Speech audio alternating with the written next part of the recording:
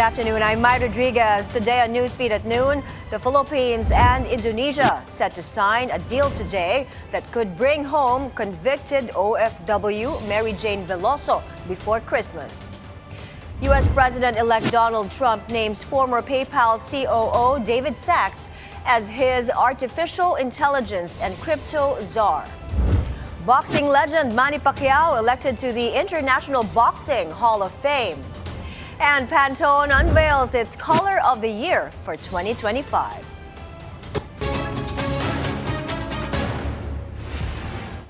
Thanks for joining us. Justice officials are flying to Indonesia today to facilitate the return of convicted OFW Jane Veloso.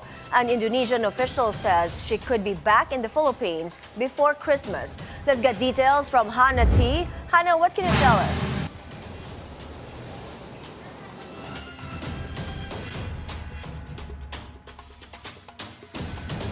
All right, we'll try to fix that connection with Hannah T and get back to her in a bit. Meanwhile, the Justice Department thanks the government of Timor-Leste for again granting the Philippines' request to extradite former Negros Congressman Arnie Teves. Teves is facing murder charges for the killing of former Governor Raul Degamo and several others last year. The DOJ says the justice system of Timor-Leste has consistently displayed fair play and justice. The Philippines' first request had already been granted, but an appeal from Teves stalled his extradition and forced a second round of hearings. Senate President Cheese Escudero says should an impeachment case against Vice President Sara Duterte reach the Senate, evidence will not be hindered. He also calls on fellow senators to make sure their actions won't appear partisan. Agatha Gregorio filed this report. The Senate will balance the presentation of evidence and the rights of the accused. That assurance from Senate President Cheese Escudero should the impeachment of VP Sara push through and trial commence. As the presiding officer, I will make sure that the presentation of evidence will be allowed and given free, will flow freely. Kaya lang yung desisyon, hindi naman nangangahulugan na evidence o hindi evidence-based yon. Political na desisyon ito. Pero yung proseso, bilang presiding officer, ay magagarantiyahan ko yun. The OVP budget suffered from a massive cut at the House of Representatives. But at the Senate, some still tried to restore the deducted funds. For Escudero, this is not an indication of how the trial will turn out. Hindi ito pwedeng ibase sa naging desisyon sa budget ng OVP. Dahil political nga na proseso ito, nagsalita ang presidente at political head ng karamihan ng mga partido sa Kamara. So kailangan din nilang timbangin yun at hindi pwedeng gamiting basehan yung naunang botohan. Lalo na't nagsalita na ang Pangulo kaugnay sa bagay na ito. All senators will serve as judges at the impeachment trial. And so Escudero has this piece of advice. Siguro, kung may kakausapin man sila, siguraduhin nilang kakausapin na nila lahat. Pag kinausap nila si Juan, dapat kausapin na rin nila si Pedro. Kung wala silang kakausapin, hindi wala silang kausapin, nasa sa kanila yun. Para hindi sila mabahiran o mabigyan ng kulay. Pero kung magsisimula silang kumausap ng isang panig, dapat bigyan din nila ng pantay na pagkakataon yung kabilang panig na makausap din sila. Escudero adds the process differs for every impeachment and he cannot say if there is enough time for this before the 19th Congress ends. But if this does cross over to the next Congress, they would still need to study how to go about the trial. The 2025 elections, where a number of senators are expected to run again for various positions, is also drawing near. Naalala nyo nangyari na ito noon? Noong impeachment ni dating Chief Justice Davide. Papalapit na sa eleksyon yon. Nagkalinyahan ang simbahan noong panahong yon kumampi kay Chief Justice Davide. Inaaway kami ng mga bishop namin patungo sa isang halalan. Nangyari na yon sa ating kasaysayan. At tinitimbang at titimbangin siyempre yon ng sino mang tumatakbo. Escudero adds senators may inhibit themselves from the trial, but this should be out of their own volition. The Senate President also said the majority may vote to change rules for the impeachment court. Agatha Gregorio, BNC. We now have Hannah T back with us for an update on the upcoming return of convicted OFW Mary Jane Veloso. Hannah, what do you have for us? Mai, this might just be a breakthrough in diplomatic talks. The Philippine government officials, as well as the Indonesian government, are set to sign an agreement to finally bring Mary Jane Veloso home. Both countries are doing proposed transfer procedures for Veloso, who was sentenced to death for drug trafficking. Indonesian Coordinating Minister for Law and Human Rights, Yusril Iza Mahendra, said the signing will happen later today, moving her repatriation one step closer to reality. It was Justice Undersecretary Raul Vasquez who first said discussions will tackle Indonesians' conditions for the transfer, as there is no existing treaty. Veloso was arrested in 2010 in an Indonesian airport for carrying over more than 2 kilograms of heroin, but was spared execution in 2015 after the Philippine government intervened. She has since been identified as a key witness against an international drug and human trafficking syndicate. We are still awaiting an official statement from the Justice Department regarding the complete details of the procedure of Veloso's transfer to the Philippines. Mai? All right, thank you for that report, Hannah T.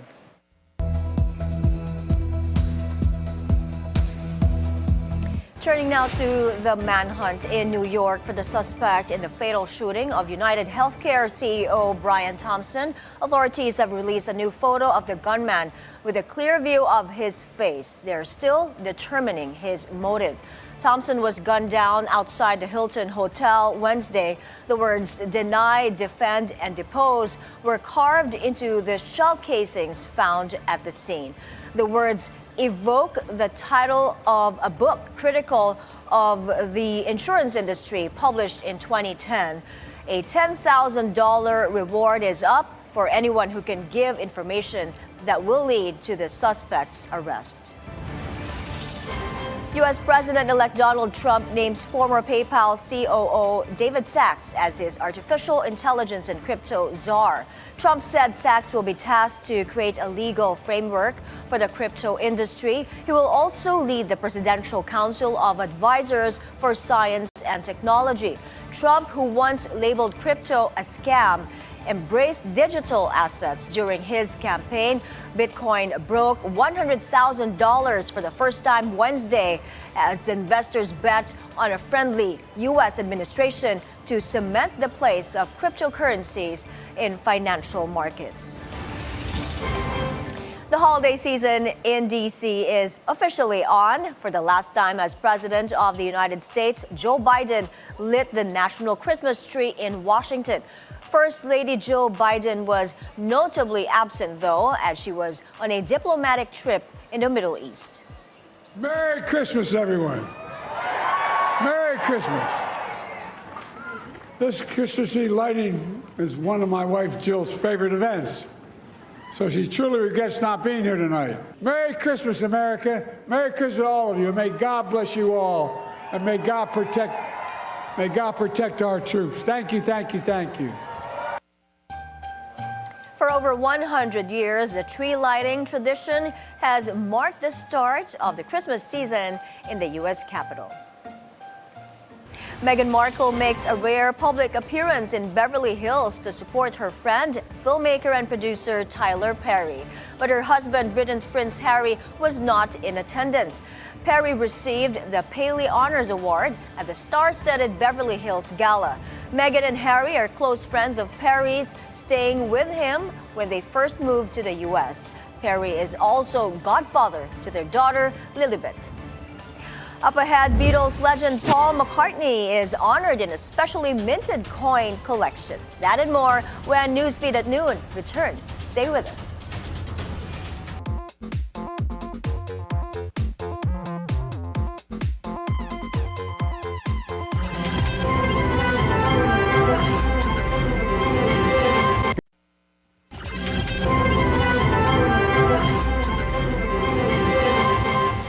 You're back on Newsfeed at noon. Expect mixed fuel price adjustments next week. The Energy Department's forecast shows gasoline could go up by 10 to 30 centavos per liter, while diesel could go down by 40 to 70 centavos. A 40 to 60 centavos per liter rollback is also expected for kerosene. The DOE cites geopolitical tensions and a delay in OPEC output for the price movements. The Philippine peso regained strength, notching its strongest finish against the U.S. dollar in nearly 3 months. The local currency closed at 57.88 against the greenback Thursday from Wednesday's close of 58.23. Economists attribute the peso's rally to seasonal remittance inflows, as overseas Filipino workers typically send more money home during the Christmas season. More Filipinos were jobless in October, according to newly released data by the Philippine Statistics Authority. Sujin Kim now joining us from the PSA headquarters in Quezon City for the details. Sujin, go ahead.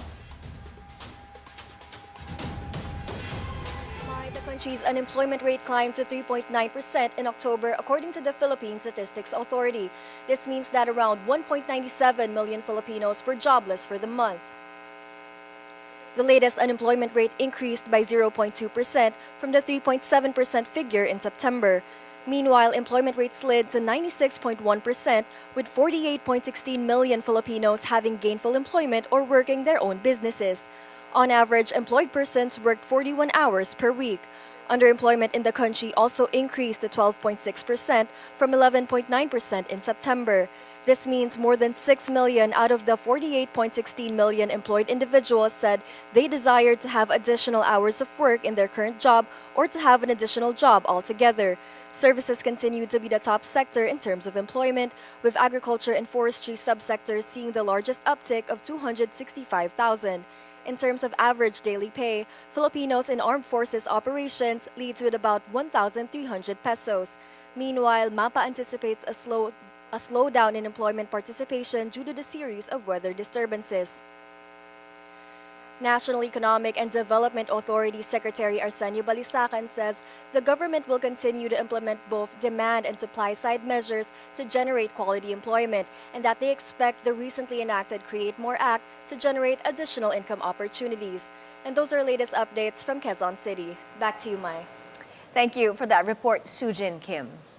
European firms poised to boost investments in the Philippines over the coming years. That's despite what they see as persistent barriers to doing business in the country. Sujin Kim returns with the details. A resounding 85% of members of the European Chamber of Commerce of the Philippines, or ECCP, are planning to increase their trade and investment in the country over the next 4 years. Citing infrastructure growth, sustainability initiatives, and alignment with global standards as key drivers. So a lot of the growth that we're seeing in this economy is coming from about 7 years of investment acceleration, of fast growth in investment, both public and private. The Build Better More program of the government will continue to spur capex investments. And there have been 194 projects with a combined value of 8.1 trillion, which have been identified as opportunities in this sector. The region is seeing a gradual recovery in exports. The World Bank says exports will continue to be a source of growth in the short term. Orientation to China is also changing, in part because of the decoupling of China-US. You see an increase in the share of exports from China that come to ASEAN countries, but also to the rest of the world. Another contributor is the banking sector, which had a positive outturn for the year, with total banking assets growing more than 12% year-on-year. It is expected to grow even further in 2025 with a decline in interest rates. Philippine banks will end 2024 with strong earnings, with adequate capital and excess liquidity to finance further economic growth. However, European companies say that while there are improvements in the ease of doing business, challenges such as inconsistent regulations, geopolitical instability, skill gaps, and rising operational costs remain, highlighting the need for labor upskilling, energy reform, and climate-related policies. There are many reasons why climate change is affecting the growth potential of the economy. decreases in yields in agriculture, large negative effects on productivity of firms that are in flood-prone areas in the Philippines. The effects are large, particularly for small firms. Firms also see the resumption of the EU-Philippines free trade negotiations as crucial to unlocking economic potential. The agreement is projected to bolster bilateral trade by up to 6 billion euros and create as many as 250,000 local jobs in sectors such as garments, agriculture, and digital trade. Sujin Kim, BNC. Beatles legend Paul McCartney is honored in a specially minted British coin collection. The Royal Mint released a £5 coin that features his signature and magic piano design. It also has references to McCartney's record-breaking career, including a Hofner violin, bass guitar, the Wings logo, and piano notes that he personally chose. The Royal Mint will auction a gold edition of the coin early next year. We're taking another breather. Still to come, boxing icon Manny Pacquiao is elected to the International Boxing Hall of Fame. Stay with Newsfeed at noon.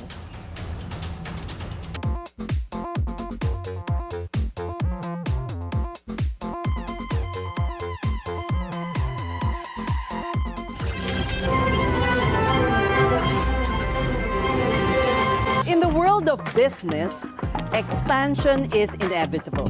So I was a serial dater. Not just a serial entrepreneur. Yes. You need fresh perspectives. Different perspectives, different capabilities. The sense of fulfillment, the sense of accomplishment. It's like you gave birth. The relationships we have, how we treat our people. For me, that is the essence. I'm Ces Orenia Drilon at ito ang Usapang Bilyonaryo. This is Weather HQ. Good morning. Welcome to Weather HQ. I'm Paolo De Rosario. Today's headline. Get to know the latest weather update and forecast with information to help us understand important aspects regarding our climate. Will help to prevent flash flooding. To provide access to clean water and the system level services to everybody who needs it. Kung alala po natin, ang northeasterly wind flow po ay malamig na hangin po. Whatever the weather, here on BNC. Weather HQ, 9 a.m. The Bilyonaryo News Channel. Magandang araw, Pilipinas! Sa bawat issue, may iba't ibang anggulo. Sa bawat storya, may iba't ibang kwento. Himayin natin ang bawat sulok at bawat kanto mula sa iba't ibang perspektibo na madaling maintindihan ng karaniwang mamamayan. Every Saturday na mga magdadag to 11:30 a.m. Kaya huwag kayong papahuli, mga kababayan. Manatiling may pakialam sa mga issue sa ating bansa. Kung kaya samahan niyo kami dito lang sa Cuatro Cantos! This is the Scorecard, where you score the latest sports news and in-depth views. I'm Anton Rojas. I'm Erica Christensen. Get ready. Be prepared. Get to the latest stories, updates, and reports about what's happening in the world of sports. Hosted by Anton Rojas, Erica Christensen. Where sports is our business and business is our sport. The Scorecard, 9:30 p.m. on BNC, the Bilyonaryo News Channel.